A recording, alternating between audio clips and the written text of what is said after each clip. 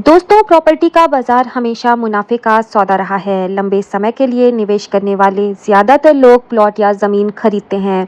इसमें कम समय में ही ज़मीन की कीमत काफ़ी ज़्यादा बढ़ जाती है, जिससे निवेश करने वाले को बम्पर मुनाफा होता है। यही कारण है कि आजकल बहुत सारे लोग ऐसे हैं जो खुद ज़मीन खरीद कर उसकी प्लॉटिंग करते हैं, लेकिन धड़ाधड़ हो रही इस रजिस्ट्री के बीच धोखाधड़ी का खेल भी खूब खेला जा रहा है। आपने भी देखा होगा कि कई बार किसी एक प्लॉट की रजिस्ट्री कई लोगों के नाम हो जाती है।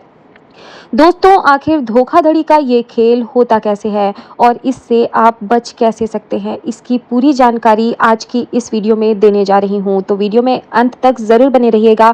साथ ही चैनल पर पहली बार विजिट कर रहे हैं तो हमारे चैनल को सब्सक्राइब ज़रूर कर लीजिए, क्योंकि ऐसी ही इन्फॉर्मेटिव वीडियोज़ मैं आपके लिए लाती रहती हूँ। दोस्तों, ज़मीन खरीदने से पहले आपको ये बात ध्यान रखनी चाहिए कि गाँव और शहर में ज़मीन की रजिस्ट्री अलग अलग तरीके से होती है। अगर गाँव में किसी की ज़मीन आप खरीद रहे हैं तो उसे आप पहले से जानते पहचानते होंगे, जिससे फर्जीवाड़ा होने का ज़्यादा चांस नहीं होता है। और अगर आप शहर में प्लॉट खरीदने जा रहे हैं तो आपको सावधानी बरतने की ज़्यादा ज़रूरत होती है। दोस्तों, शहरों में अक्सर जो बेचने वाला होता है, यानी कि जो विक्रेता होता है, बड़ी ज़मीन को खरीदकर उसकी प्लॉटिंग करता है। मान लीजिए कि कोई ज़मीन 1 हेक्टेयर की है तो प्लॉटिंग के ज़रिए उसे 20 या 30 लोगों को एक-एक टुकड़ा करके बेचा जाता है।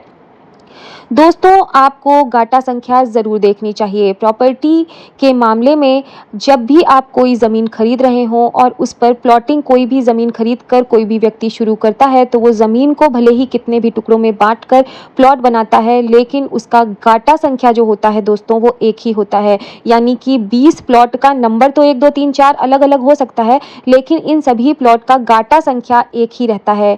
यहीं पर फर्जीवाड़ा शुरू हो जाता है दोस्तों, और एक ही नंबर का प्लॉट कई लोगों को रजिस्ट्री कर दिया जाता है, यानी कि एक ही ज़मीन के 3 या 4 दावेदार पैदा हो जाते हैं। अब बात करते हैं कि आखिर ये फर्जीवाड़ा होता कैसे है।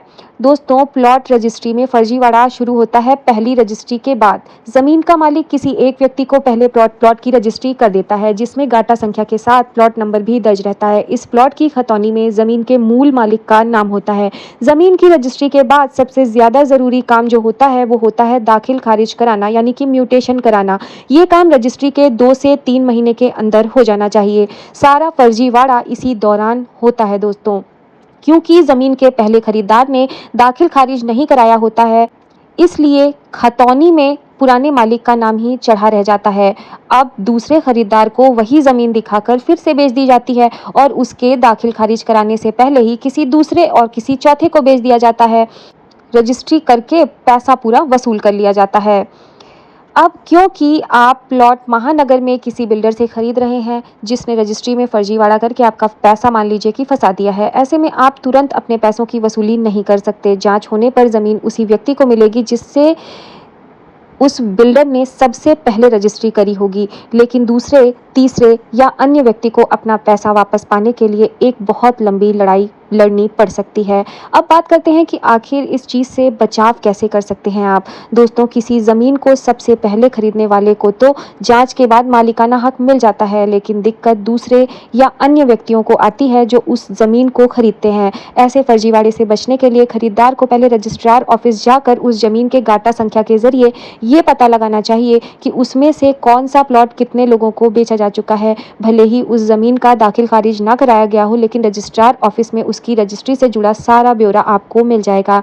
इससे आप पहले जान सकेंगे कि जो प्लॉट आपको बेचा जा रहा है वो पहले किसी को बेचा गया है या नहीं गया है।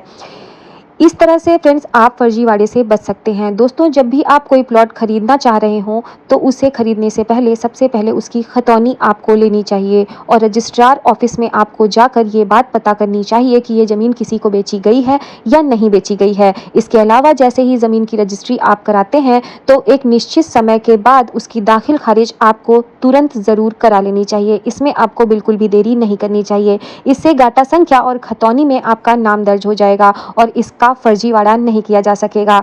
दोस्तों, अगर आपको ये वीडियो इन्फॉर्मेटिव लगी हो तो वीडियो को अपना एक प्यारा सा लाइक ज़रूर दीजिए। ऐसी ही और वीडियोस देखने के लिए हमारे चैनल लेट्स टॉक लॉस को ज़रूर सब्सक्राइब कर लीजिए। बेल नोटिफिकेशन बटन ज़रूर प्रेस कर लीजिए, क्योंकि ऐसी ही इन्फॉर्मेटिव वीडियोज़ मैं आपके लिए लाती रहती हूँ। फिर मिलती हूँ नई वीडियो के साथ। Till then, bye bye.